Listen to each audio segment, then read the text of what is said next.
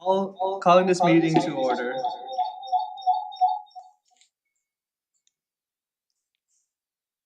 All right, do we have feedback? No more. All right, I'm calling this meeting to order.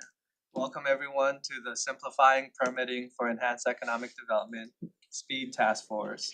My name is Gregory Ilagan, State Representative and Chair for the Speed Task Force. Today is Thursday, December 15th, 2025.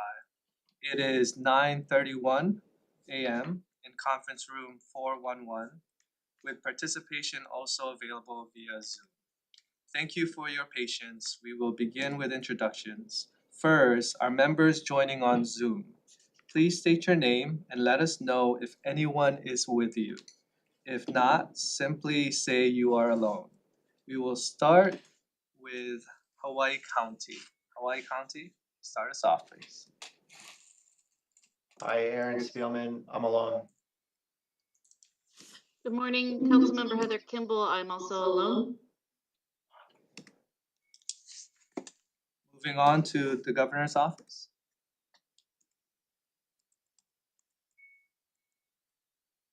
All right, Senate.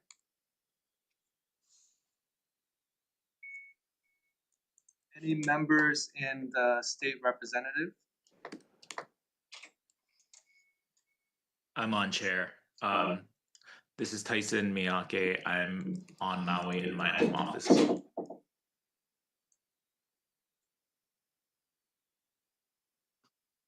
Kyle Yamashita. I'm in my office. Thank you. Moving on to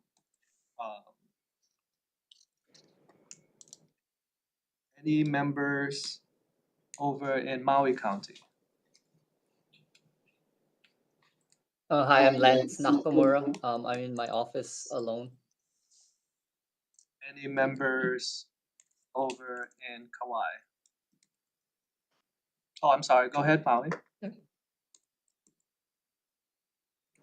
This is Kristen Shimada from Maui County. And no, I'm alone. Thank you.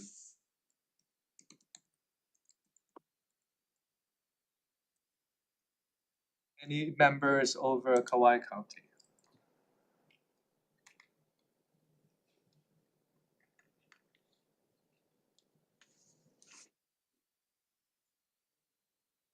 Any members in Oahu City and Honolulu County? City and Aloha. County.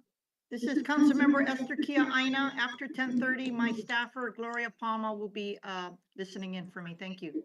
Thank you, Council Member. This is Michael Catt, City and County of Honolulu. I'm alone.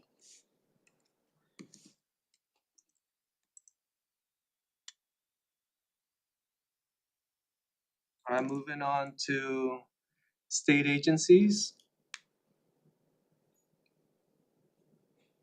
Hello, this is Brian Lee. I'm alone, but with all of you here, I'm not lonely. We got a comedian in the house. Aloha, Chair. This is Andrew Okabe from the Hawaii Public Utilities Commission. I'm alone, but I expect to be joined by Anand Samtani shortly. Hello, Martin Anselini from HCDA. I am alone too. Aloha and good morning. Kira Kahahane, Deputy Director, Commission on Water Resource Management. I'm alone. Aloha, Diana Senes from the Office of Planning and Sustainable Development. I am joined by Seiji Ogawa, who is in person. Good morning, everyone. I'm Jessica Puff, the Administrator of the State Historic Preservation Division, and I'm alone. Aloha, good morning, everyone. Jennifer Salisbury on Maui, representing Small Business Regulatory Review Board.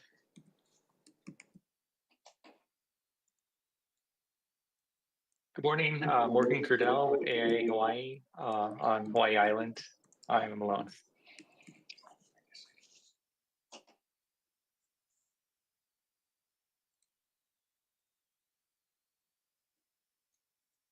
Good morning, Representative Neil Tanaka from the County of Hawaii. I'm alone.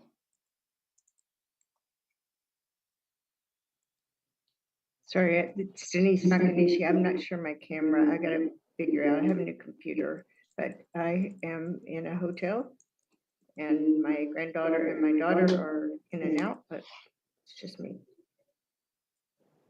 Thank you, Denise.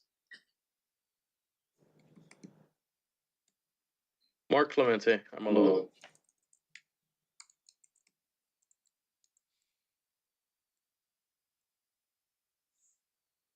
Is there Aloha, anyone? this is Perry Aerosmith at Housing Hawaii's Future. I am alone.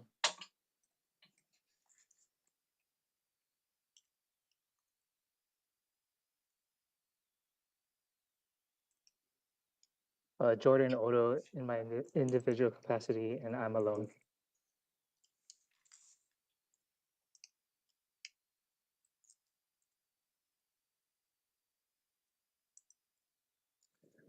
Is there any other members who have not introduced themselves on Zoom? Yeah, Brian Cohn, individual homeowner, by myself, I'm alone. Mitchell Kuma, Hawaii County, alone.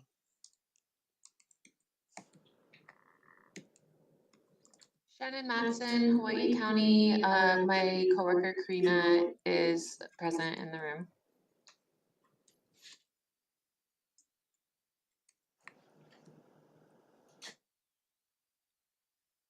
Is there any others who have not introduced themselves? Good morning, this is Monica Toguchi Ryan, Chamber of Commerce, Economic Development, Family Business. Alone. Good morning, all. Kaina Hall on behalf of the County Kauai Planning Department, alone as well. Thank you.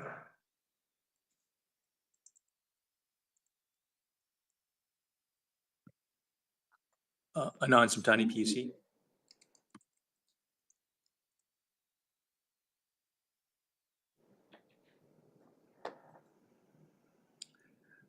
Is there anyone else who have not introduced themselves? Alec Ikeda here on behalf of Senator Troy Hashimoto, and I am alone.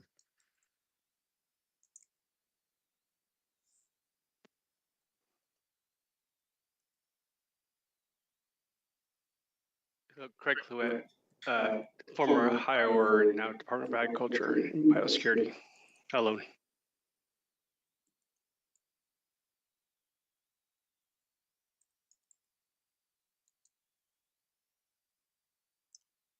Is there anyone else who is a member of the task force who have not introduced themselves? Good morning, Jordan Molina, County of Maui, Department of Public Works. Thank you.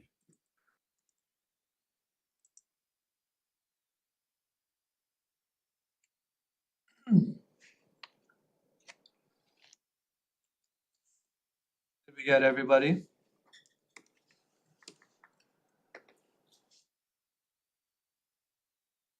All right. This is your last chance to identify yourself if you are a task force member on Zoom. Hi, good morning. My name is Leo. I'm with Representative Gideon's office. Aloha, this is Representative Joe Gideon.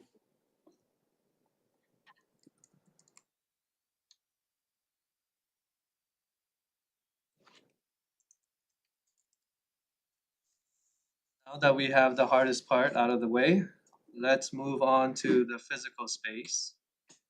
And for those who are here, we have recorded your presence and you will appear in our minutes, so we don't have to go around the room.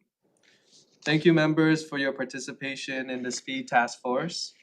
Public testimony will be heard throughout the meeting, specific to the agenda item on hand. I will now open the floor for public testimony only on the second item on the agenda, which is the previous meeting minutes. Anyone on Zoom wishing to testify?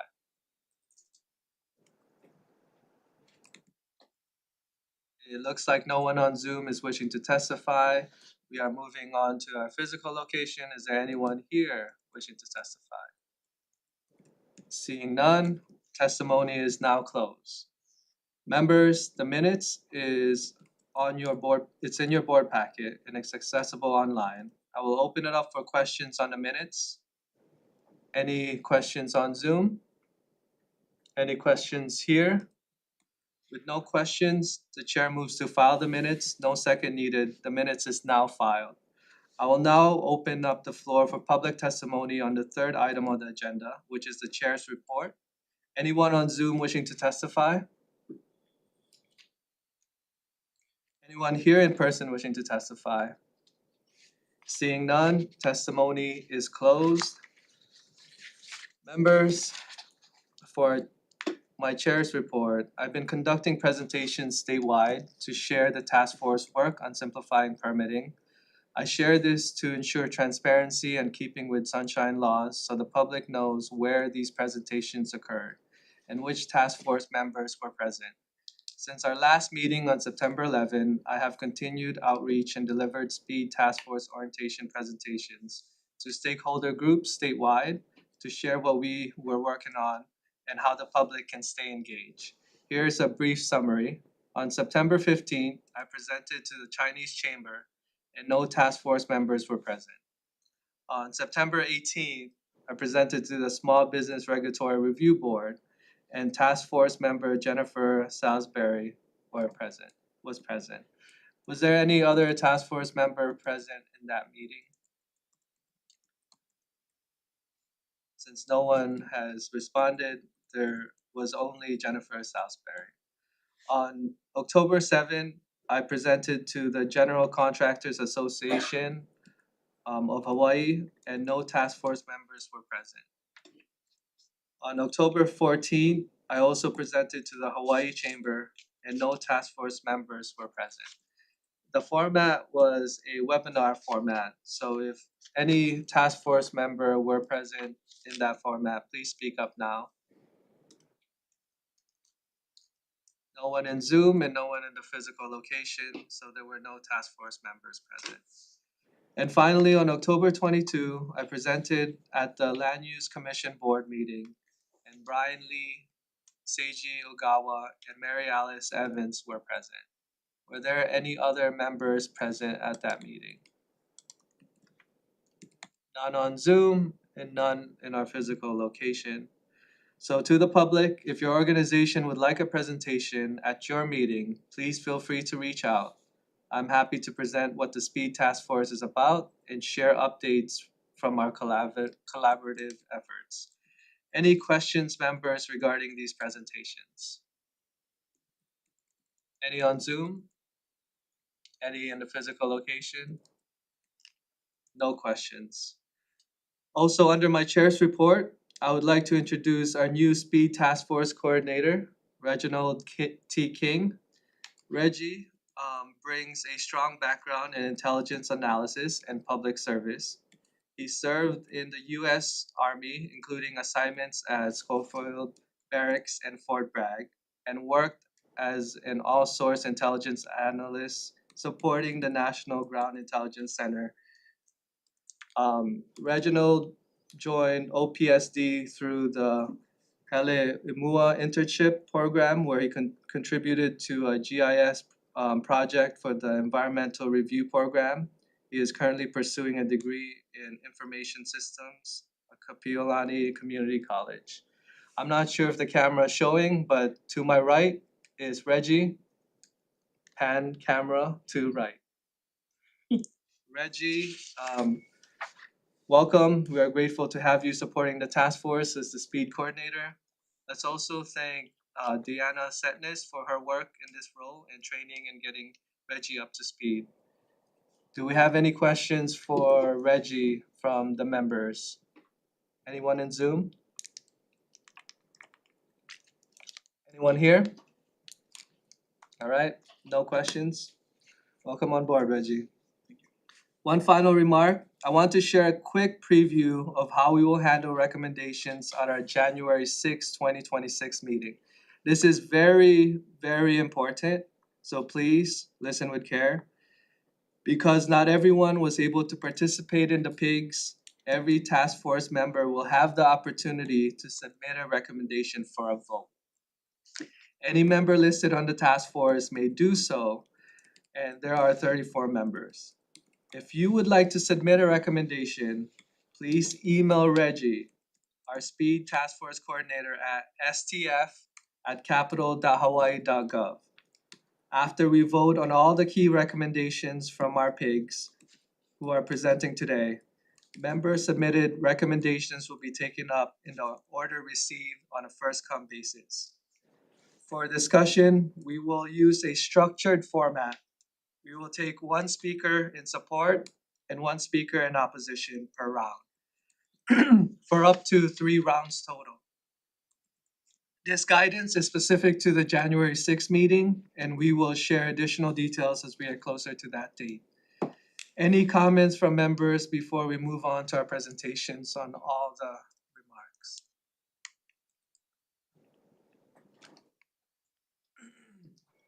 Any on Zoom? Any in person? All right, members, we are moving on to our next agenda, which is item 4, a presentation from the Building Permitted Interaction Group, or PIG. Public testimony is now open. Anyone on Zoom wishing to testify on this item? Anyone in person? With none on Zoom, none in person, testimony is now closed. There will be no Q&A immediately following the presentation today. Discussion, debate, and voting on recommendations will be scheduled for our January 6, 2026 meeting. We will now transition to the presentation from the Building Permit PIG. You will have 20 minutes to present. Representative Sue Keho Kapu Liloy, Chair of the Building Permit, please proceed with your presentation. Thank you, Chair Ilagan. First, I'd like to start off with thanking all the members who participated in the Permitted Interaction Group for the Building Permit PIG. We had lively and very robust conversations. And if we could get to the slide deck, I'm not sure, Chair Ilagan, who's handling the slide deck. Let's take a quick recess and make sure that the slide is up and ready for everybody. Recess.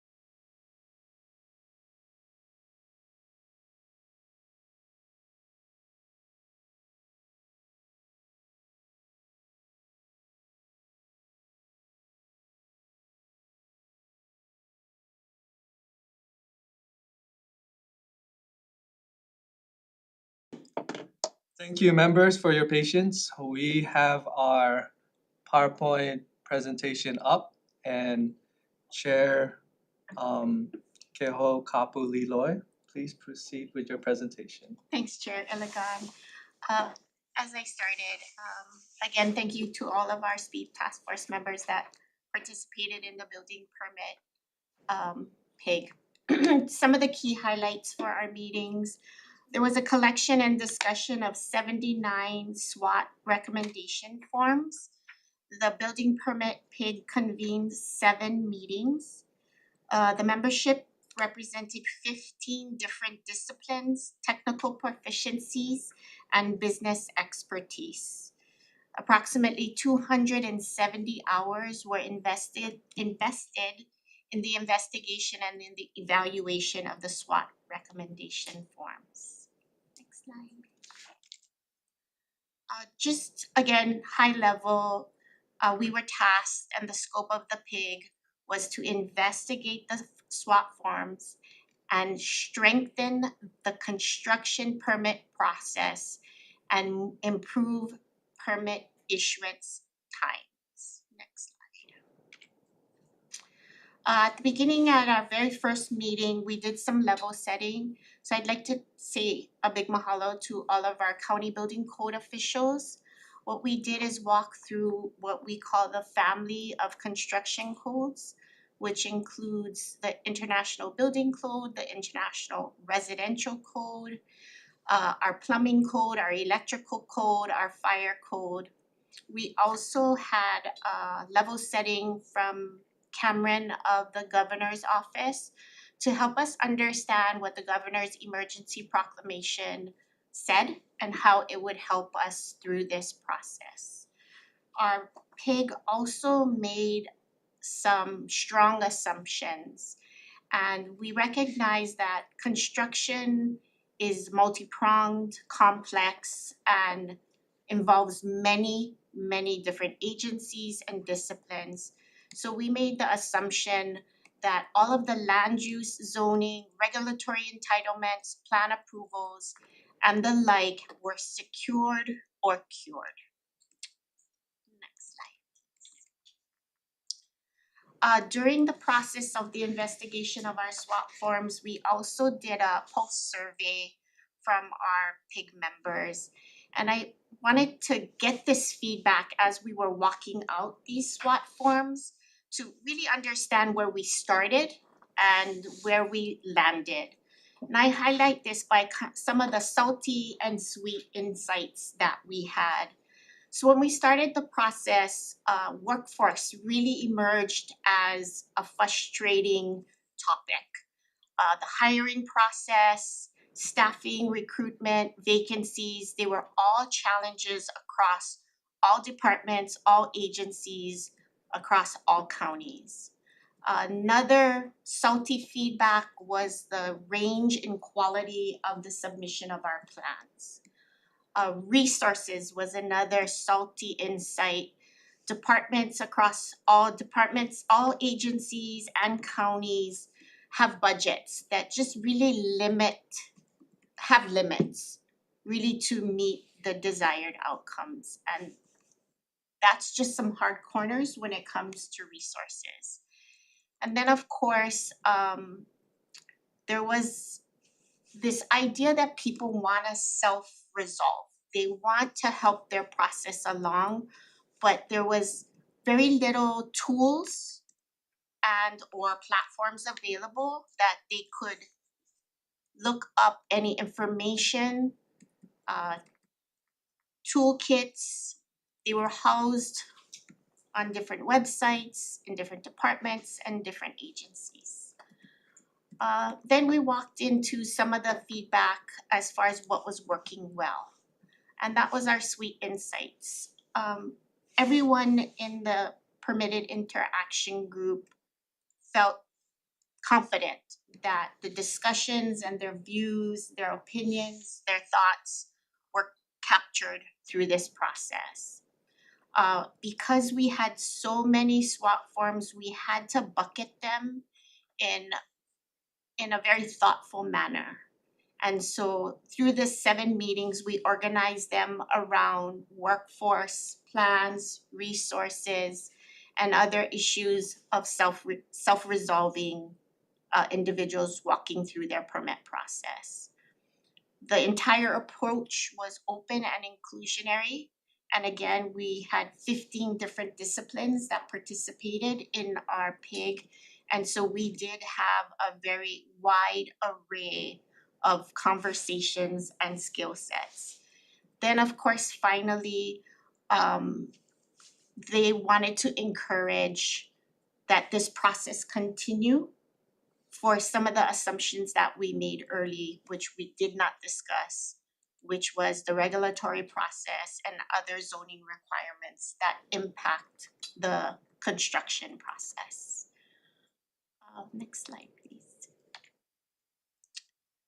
So straight into our findings and recommendations. And one question I continued to ask myself was, are we planting kalo or are we planting koa? We know kalo to be a crop and a food that sustains us currently. We turn it over currently, there's many uses for kalo. And so meeting current aims and goals. Common aims lifted out of the PIG to speed up this construction permit process would be definitely resources dedicated to development of a workforce pipeline. We heard a lot of conversation about the vacancies, but also growing that new workforce. Again, resources dedicated to the professional development and training on new codes and technology to improve plans and the permit issuance time. Not only growing this workforce and the technical expertise that's required within the building code officials is this desire for continuing professional development and education. We know our codes are ever evolving, and so some type of resource dedicated so that they can stay in front of that would be helpful. And then, of course, resources dedicated to the development of a universal platform or program. We're just gonna lump that all into AI to assist with review of applications and submittals. And we understood this through our PIG to be not only within our building divisions, but also outside for some of that self-resolve that was asked for. And then, of course, are we planting COA? COA meets long-lasting system changes and needs. One issue or one of the SWOT forms highlighted the need for the investigation of the establishment and process of off-site construction. I'm gonna lump that all in. Everybody might call it factory built, modular, tiny homes, ADUs. We could go on and on and on. And this seems to be the trend as far as meeting our housing needs for the future. However, there is no process or alignment right now within our building code officials and within the state on how to evaluate these off-site construction plans. And it is beginning to take up a lot of time within our county building permit processes to look at the plans, designs, and their meeting of the current codes. And so that is one of our key recommendations. I just want to say, while it wasn't part of the overall scope, it was very clear from my Speed Task Force PIG that this is an opportunity for us to fall forward and really enhance the issuance of pre-approved off-site construction housing to help us meet housing stock needs for the state of Hawaii.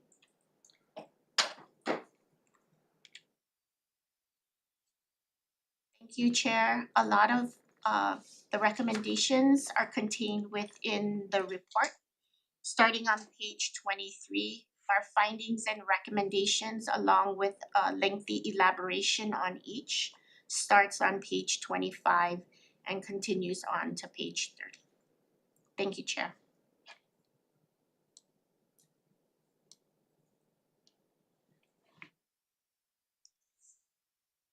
All right, members, because questions and answers are not permitted at this presentation, and everybody has a copy of the report, the guidance from the chair of the building permit PIG has been presented to you, and the recommendations are also presented to you. Please take the time to absorb those recommendations. And if you have any questions, definitely reach out to us at stf@capital.hawaii.gov. And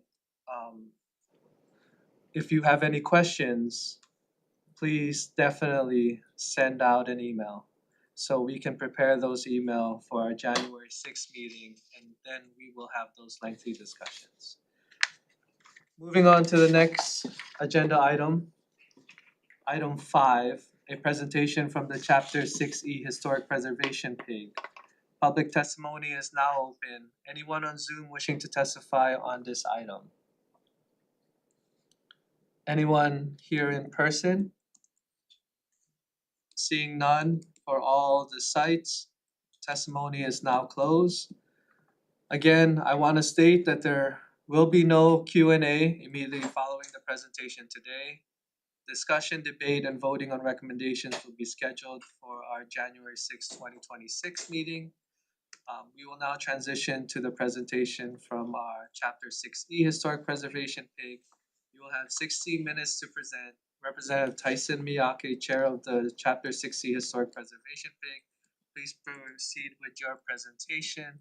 Chair, would you like me to move your presentation along, or should I, do you have it? Yes, Chair. Yes, please. Let me take a quick recess to just get that set up. Thank you, everyone. Recess.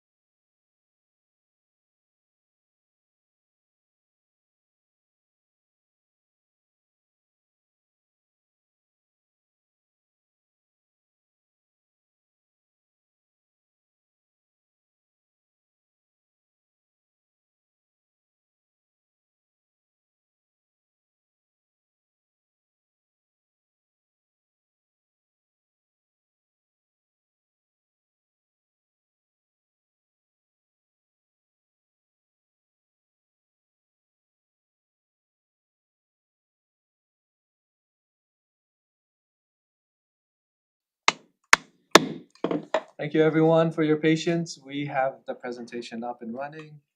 Chair Miyake, please proceed with your presentation. Thank you, Chair. Aloha all, thank you for being here. As Chair of the 6E PIG within the SPEED Task Force, I wanted to walk through the work we have done over the past months to better understand the challenges in our historic preservation review system and outline practical solutions that support both responsible development and cultural protection. Before I begin, I want to sincerely thank the PIG members, the 6E PIG members. Each of you brought your expertise, your time, and your energy to this work. We spent many hours, like my colleague, Representative Leloy, many hours in discussion, and we took deep dives into complicated issues. So I appreciate their input and commitment to help find real solutions in supporting housing for our local residents while honoring and respecting cultural responsibilities. Next slide, Chair.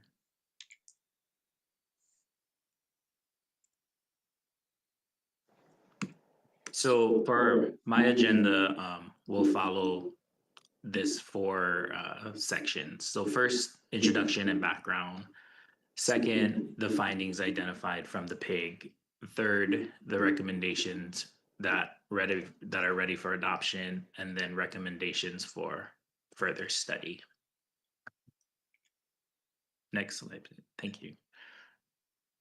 So what is historic preservation? Historic preservation is super broad, broader than most people realize, but as defined in this slide, it includes research, protection, restoration, rehabilitation, and interpretation of buildings, structures, objects, districts, areas, and sites, including burial sites that are significant to Hawaii's history and culture. So in 1976, the legislature adopted Chapter 6E, establishing preservation program that helps guide us today. The intent of Chapter 6E is not to stop development, but ensure that development proceeds responsibly. Next slide, Chair.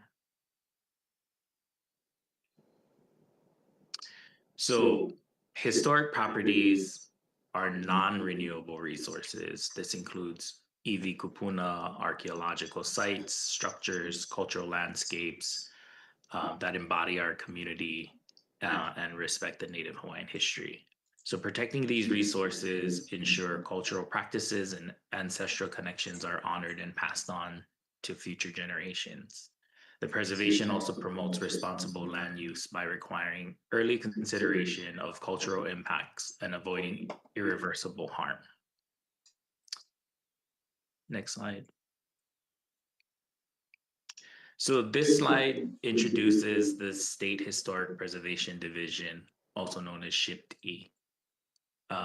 SHPD serves to protect and preserve historic properties significant to Hawaii's history, and they are responsible for implementing, that division is responsible for implementing the Chapter 6E. So nearly every issue we identified flows through SHPD's review, which is why this division is central to the discussion. And as shown in the historic preservation review process diagram, reviews under 6E can involve multiple steps, consultation depending on the nature of the project. So this complexity can be confusing for applicants and counties, and can place a heavy burden on SHPD and its staff. So this is one of the reasons why the SPEED Task Force conveyed the 6E PIG. So we took a closer look into the system and its functions and the practice and how we as a group can help improve the division. Next slide, please. So this slide outlines the tools that SHPD uses. We got archaeological surveys, which identifies significant sites before construction begins. There's also archaeological monitoring that provides immediate protection during ground disturbance. And then there's a preservation plan that helps guide long-term stewardship and statewide preservation goals. These tools are essential and they can directly affect timelines of any project, the costs of the project, and of course, the outcomes of each project. Next slide, please. So for our first finding, we like to discuss the uncertainty and sensitivity determination. So the determination increases risks and conflicts. There is substantial uncertainty in how sensitivity for EV kupuna and subsurface resources are determined. Even in areas with prior archaeological work, that uncertainty could just be like depending on the levels of the ground disturbance, like feet wise. Even in areas where archaeological work was previously occurred, it is not always clear, and there's a lot of risk still involved. So the PIG, our group emphasized the need for a more nuanced risk-based approach that combines the sensitivity mapping, appropriate archaeological methods, and early consultation. So this uncertainty has contributed to a lot of litigation and community conflict. To name a few, there's below on the slide deck a few cases that we wanted to highlight. Next slide, Chair. So our second finding, sometimes the same projects are often reviewed multiple times. So projects may be reintroduced as separate cases within the division rather than a single undertaking. So there might be multiple permits or small changes can trigger repeated reviews, which increase delays and creates inconsistent guidance for the applicant. So this fragmentation also makes it difficult for SHPT staff to maintain like a full project context. Next slide, please. So our third finding from the PIG, similar to the PIG previous, staffing and technical capacity is one of the primary constraints. We have a shortage statewide of archaeologists, architectural historians, cultural specialists. So within SHPT and the consulting community, it's already a challenge with what we have in the state. Despite recent efforts, the workloads within SHPT remains high, and they still have a lot of vacancies. So backlogs in preparing surveys and reporting are delayed. Next slide, please. So based on our finding, these two charts show fiscal year 2025 and fiscal year 2026. It illustrates the volume of projects reviewed that are completed and that are pending. So as you can see on the chart to the left, that's fiscal year 2025. SHPT received a total of 1,331 projects. Of those projects, they completed 57% or 764 projects during that fiscal year, with 372 projects still pending review.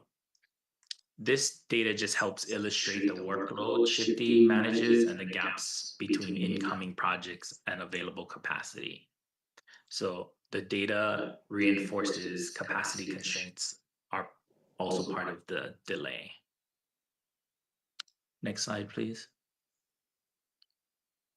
So early planning and planned historic review leads to better outcome based on our discussion. Projects that identified preservation issues early usually experience more predictable timelines and lower overall costs. So residential exemptions have been created, but it also creates confusion when SHPD review is required. So our group, the PIG, emphasized pre-application screening and early archaeological surveys for major projects. Next slide, please.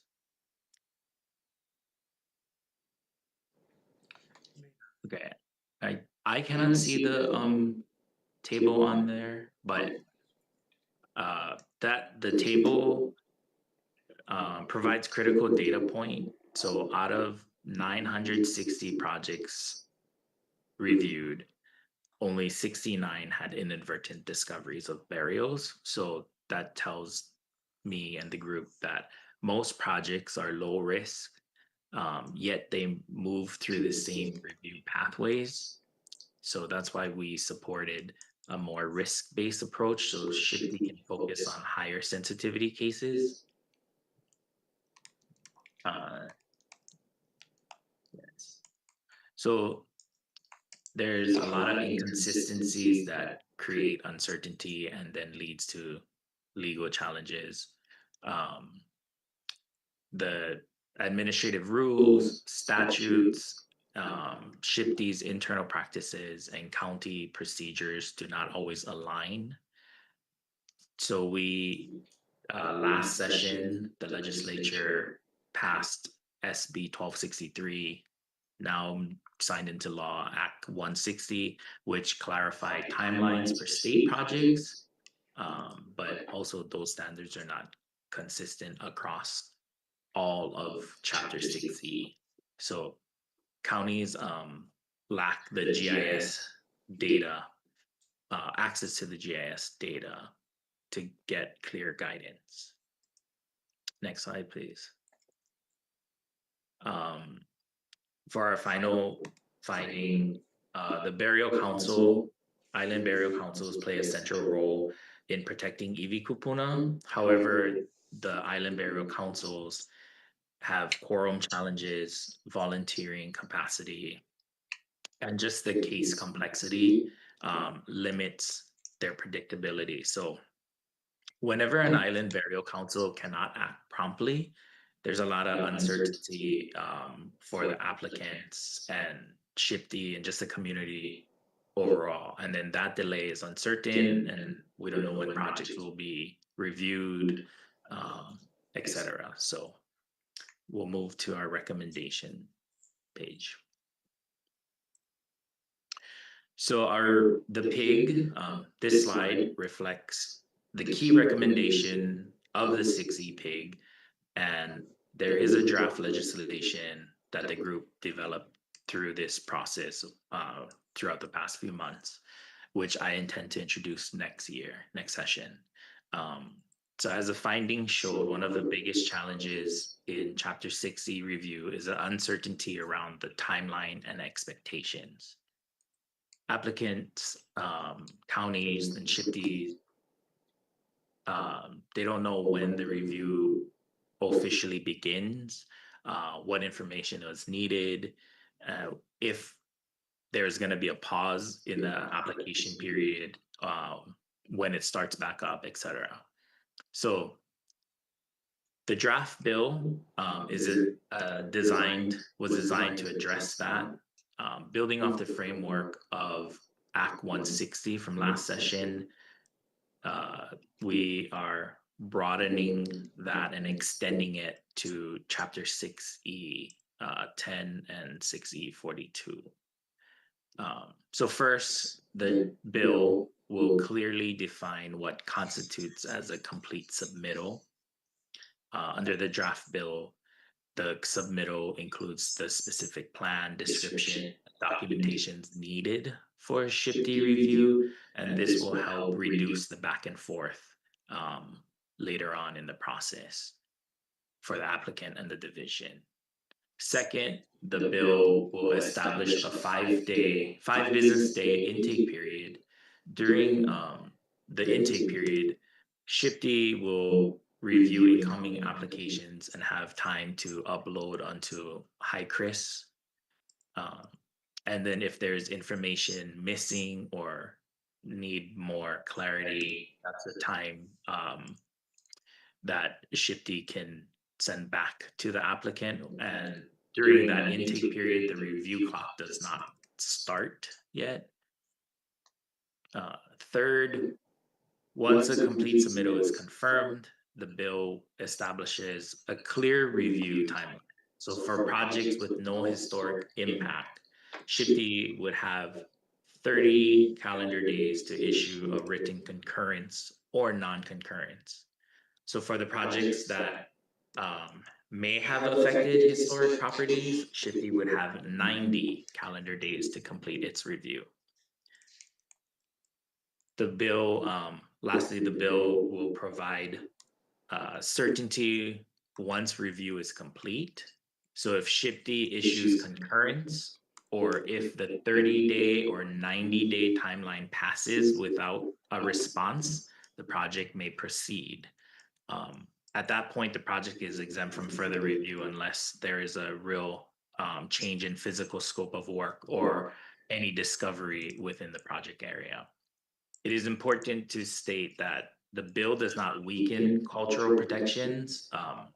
All existing requirements for inadvertent discovery still remains fully in place. So the burial council processes are unchanged. And if something is discovered, then the appropriate protections will still apply. The bill will also allow phased review for larger and staged projects, recognizing like how infrastructure and housing projects are actually built. So overall, the draft legislation reflects the collective work of the 6E PIG, and I mahalo all the members on the PIG for their help with drafting this legislation. The bill is intended to bring predictability, accountability, and transparency throughout the 6E review process. So again, thank you to the PIG members. Next slide, please. So our second recommendation is just increase staffing, of course, which calls for more archaeologists, cultural specialists, GIA analysts, admin staff for the division that can help digitize their records, reduce delays, and help upload files to their website and system. Next slide, please. Third recommendation is to invest more into HICRIS and GIS layering that can help improve the sensitivity mapping or the heat maps that the counties can see or the users can see, and will help with the whole risk conflict. Next slide, please. We also recommend regular structured stakeholder meetings because, as you can see from the findings of this, the process works, that the PIG discussions produce strong practical recommendations that help improve efficiency while maintaining cultural protection. So we recommend that the meetings function as a working session with shared data, clear agendas, and transparent reporting. The results show that when stakeholders are brought together with clear goals, that real progress can be made. Next slide.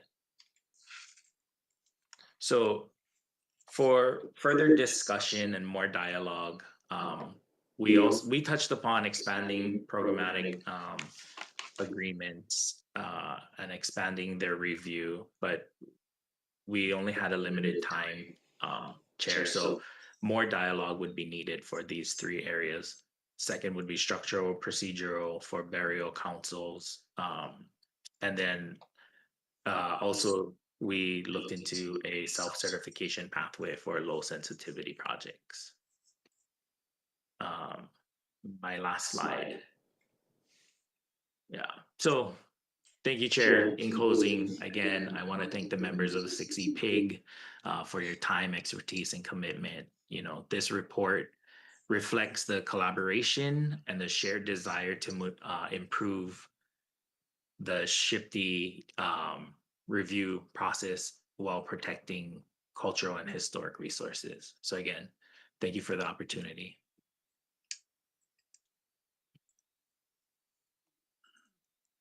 Thank you, Chair. Thank you for that presentation. And task force members, please email at stf@capital.hawaii.gov or connect with Reggie, our task force coordinator, with your questions so he can prepare them for our January 6th meeting. Let's move on to our next agenda item, which is agenda item 6, a presentation from the individual wastewater system, IWS PIG. Public testimony is now open.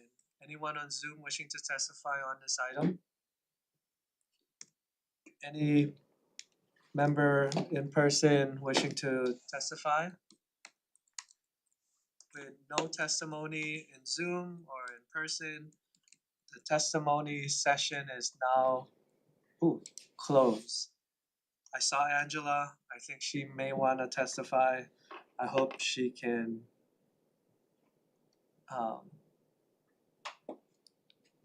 hold on for a second. Hi, Angela. Are you here? Okay.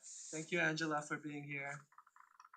I'm glad that you don't have a testimony right now. We're gonna move on to our next presentation. Testimony session is now closed. There will be no Q&A immediately following the presentation today. Discussion, debate, and voting on recommendations will be scheduled for our January 6, 2026 meeting. We will now transition to the presentation from the individual wastewater system, IWS PIG. You will have 20 minutes to present. Representative Mike Lee, Chair of the individual wastewater system, PIG, please proceed with your presentation. Thank you, Chair. I don't get a recess? No, I'm just joking. Okay, I'll wait for you to pull that up and we'll go ahead and get started.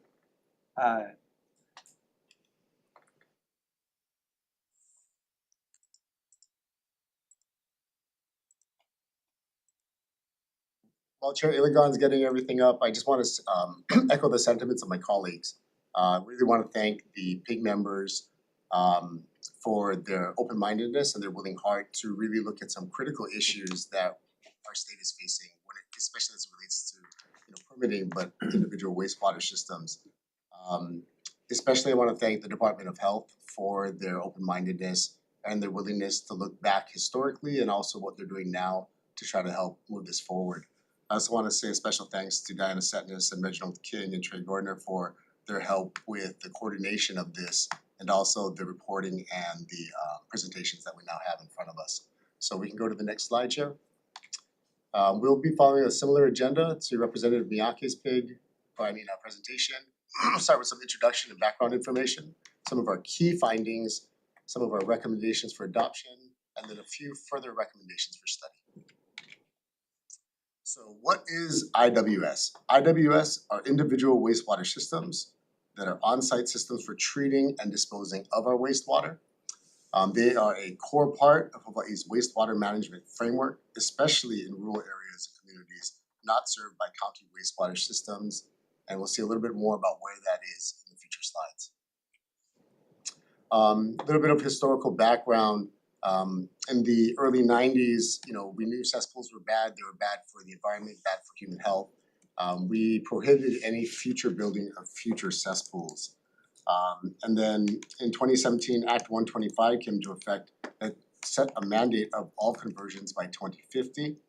And over that last decade or so, we have convened working groups, we've funded studies, and created pilot grant programs up to $20,000 to help residents and local people get to that 2050 mandate. Next slide. So really briefly, why are IWS systems important? Basically, you have wastewater coming from your homes, and if they're just going right into the coral reefs or leaching right into the dirt above our aquifers, it's going to be unhealthy for us. We need to remove harmful pathogens and contaminants from wastewater before it's released into the environment. It's also for environmental protection for our aquatic ecosystems. And it's also related to resource recovery and sustainability. Some systems can actually recover some of the nutrients from the wastewater, which can be used in agriculture, reducing the need for chemical fertilizers. And decentralized systems can be efficient and cost effective, especially in small rural communities.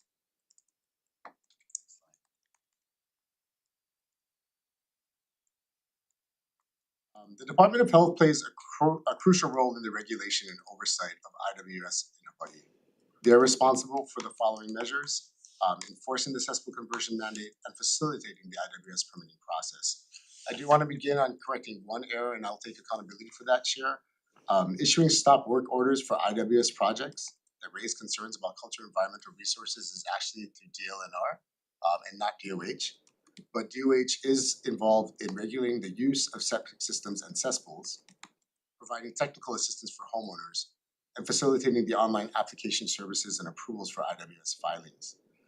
The Department of Health's commitment to public health and environmental protection is evident in their active involvement in the IWS sector, ensuring that the installation and use of these systems comply with state regulations and do not compromise the integrity of cultural and environmental resources. I'm not sure if you want to zoom in so that the public can see, or I can just go through it here. I'm gonna open it up on mine for a second. Just got glasses.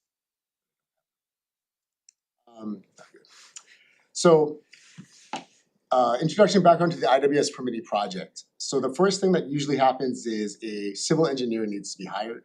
Step two, the civil engineer in every site-specific location will perform percolation tests and surveys.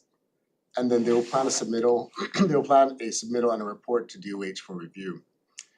DOH reviews that process, reviews the submittal, and gives them an approval to construct. Once they've gotten their approval to construct, they're supposed to construct the IWS, and there's supposed to be an IWS inspection done by the engineer, during which a final report will be sent to DOH, and then there will be an approval to use. Briefly, a little bit of information about this two-step approval process and some of the things that we've learned throughout our conversations is that this two-step process is one of the major sources of confusion, delay, and incomplete projects. Many homeowners believe that the approval to construct an IWS means that it's done or it's finished. Approval to use requires final inspections and documentation, but often after approval to construct, many projects stall or go to the wayside. Oftentimes, communication falls off between homeowners and engineers of the IWS component of a renovation, or they become deprioritized. This gap undermines public confidence and skews completion data, and any speed strategy must close this approval gap between the amount that are approved to construct and those that are actually approved to use.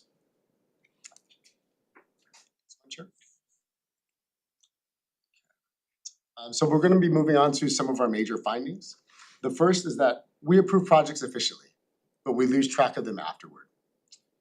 On average, once the submittal has gone to the Department of Health usually turns that around for 90% of their applications in 10 days with the approval to construct.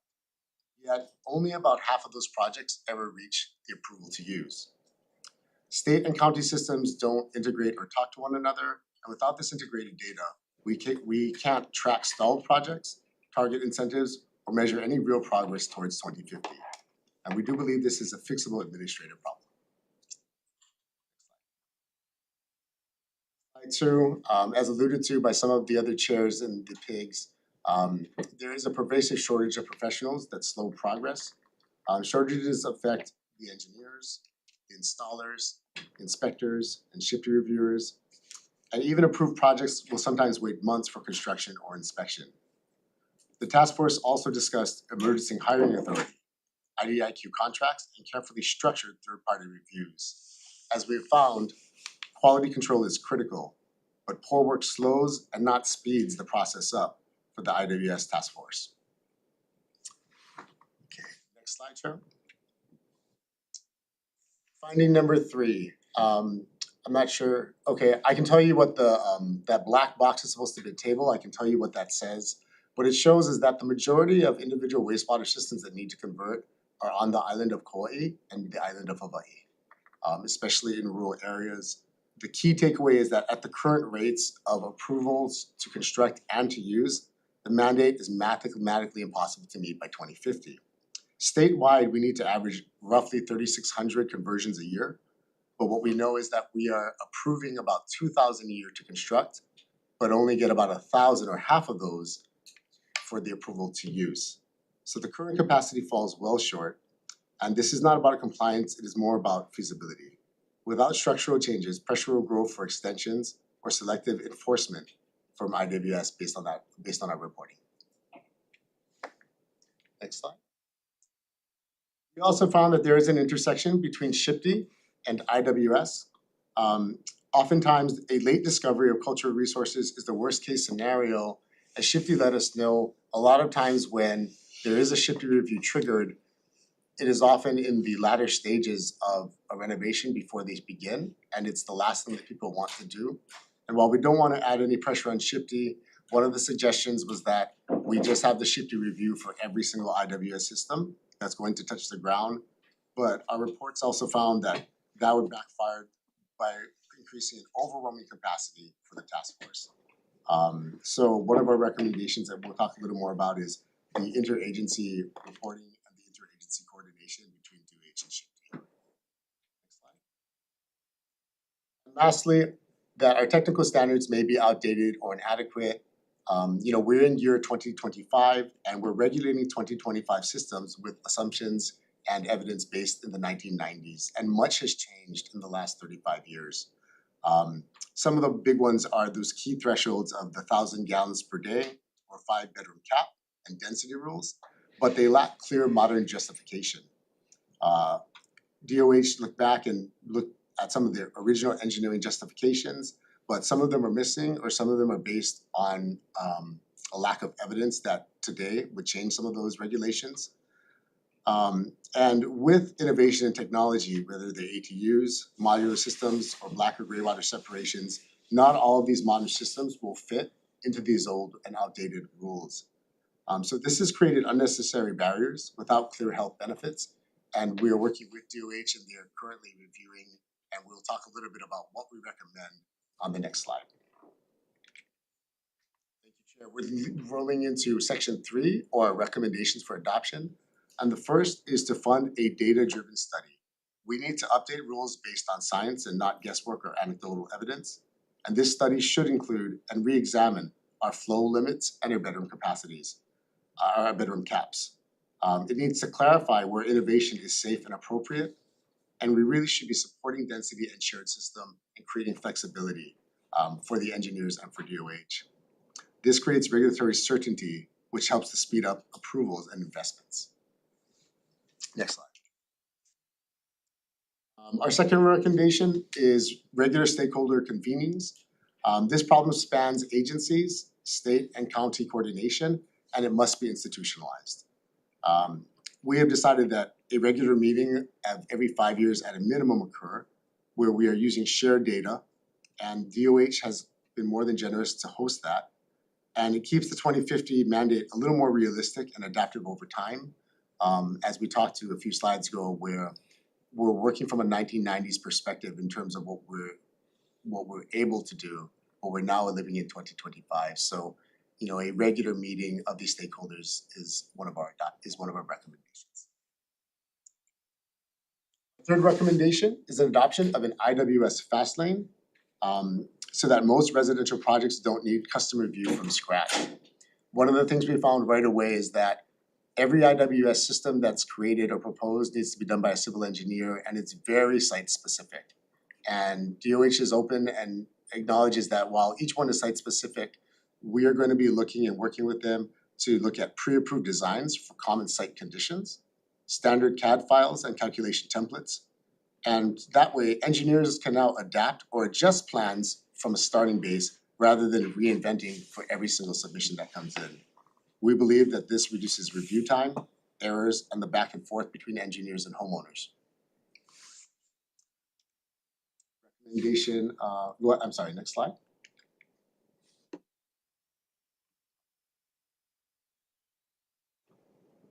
The next slide is, the next recommendation is to fund incentives for cesspool conversions and regional infrastructure.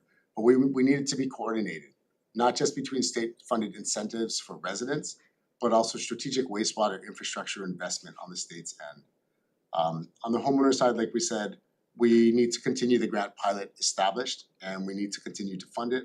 And on the infrastructure side, the task force recommends funding targeted regional wastewater investments and county level incentives where sewers or shared systems can cost effectively reduce reliance on IWS and support housing in growth areas. That leads us to our final slide or our final recommendation. And a big part of this is protecting homeowners through education and required disclosure and public outreach. Some of the things that we're finding, we've all heard about the shopping cart anecdote during COVID, right? Where there's a 2015 mandate to make this happen because it's for public health and it's for public safety, it's for environmental protections. But with that 2015 mandate, there's a combination of people who don't really feel like it's a big deal, or they can't afford it at the current moment, or it's something that they are planning on passing on to their future generations, you know.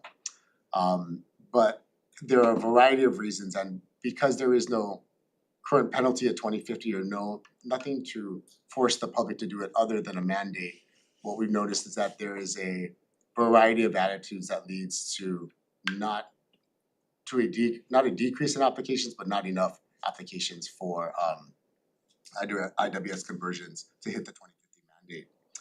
A core element would be a new statutory requirement that sellers disclose the presence and type of any on-site individual wastewater systems and the status of DOH approvals, as well as the statewide January 1st, 2050 conversion requirement at point of sale. This should be complemented by clear, plain language through DOH guidance and outreach materials explaining what approval to construct means and what approval to use means, what records homeowners should retain, and what steps are required to convert cesspools or to connect public wastewater collection systems. Into our last slide, Chair, is our recommendations for further study. We do believe that we need to strengthen DOH capacity and explore third-party review, improve interagency coordination and data integration, which will help us realign incentives to close that approval to use versus the approval to construction gap, and to support shared water and regional wastewater systems. Next slide, Chair. You know, in closing, speed comes from clarity, capacity, coordination, and updating our rules so that they are modern. None of these recommendations weaken environmental protection or cultural protection. They make the systems more predictable, transparent, and scalable. The choice really that we're looking at is between planned acceleration now or crisis-driven fixes later as 2050 approaches. And lastly, I do want to thank again all of our PIGs, all of our members, the Department of Health, and everyone who helped us coordinate and get all of this together. We do believe that this is good work and it's important work, and we're doing our best to hit the 2050 guideline. Thank you, Chair Lee, for your presentation. And task force members, please email at stf@capital.hawaii.gov or connect with Reggie, our Speed Task Force Coordinator, with your questions so he can prepare them for our January 6th meeting. Before we go on to our last item for this agenda, I want to just open up testimony for all three presentations, just in case those who have come to testify has an opportunity to speak. It looks like we do have somebody on Zoom already. Angela, would you like to start us off? Thank you, Representative. Angela Melody Young from CARES. And so I've been active in the debates at the City Council for the last 4 years. Many of these topics have been covered in the county's presentations. So everything you guys went through, the county has presented in the last 4 years, including planning for PICs to get the community together to gather people and companies and stakeholders such as the Board of Realtors and affordable housing projects and council members to come around the table to expedite building permits. They've also presented about cesspool conversions and SHIP-D plans. And so I think there's obviously a barrier to integrating the counties and the state plans. And so I think some of the possible solutions to move forward for example, for Shifty, is to perhaps focus on eligible properties. For example, the Hawaii Theater has been trying to be a historic preservation site. And so recognizing what each entity does and focusing on specific responsibilities can help to expedite these processes. And for the individual wastewater plants, so the county presented a lot of these plans, and one thing that they are working on is the gray water feature in new affordable housing projects. So that will reduce the volume of recycled water while transforming wastewater solutions while focusing on environmentally friendly initiatives for building in Hawaii. So yeah, I think to close Thank you, Angela. us up, it would just be a really incredible thing to get more integrated with the county's plans. Thank you. Thank you. Is there any others who wish to testify on Zoom? With no one else wishing to testify on Zoom, we're gonna move on to the physical location. Any others here? With no one here, testimony is now closed for all the items for our presentations. Moving on to the agenda item 7, designation of our lead member to organize the Speed Summit. Public testimony is now open on Zoom. Anyone wishing to testify on this item? No testifiers on Zoom. We're gonna move on to the physical location. Anyone here wishing to testify on agenda item 7? With no one here, testimony is now closed. So the lead member for the Speed Summit will coordinate the agenda development, venue and date selection, partner and agency outreach across all counties, speaker invitations, communications, and budget tracking. At this time, I will appoint Jordan Odo as the Speed Summit coordinator. He has experience as he has put together the cost of living summit with the Hawaii Chamber Young Professionals. So he is more than capable of doing the job. He will do an amazing job putting this summit together, and I have every confidence in him to make it happen. Members, are there any questions that you want to ask about the Speed Summit? Any on Zoom? Any in person? With no others, I want to encourage members, if you want to get involved, please reach out to Jordan. He is now our Speed Summit coordinator. Well, that concludes our agenda for today. Mahalo to the PIG teams for your presentations, and mahalo to all members of the task force and the public for participating today. This meeting is now adjourned.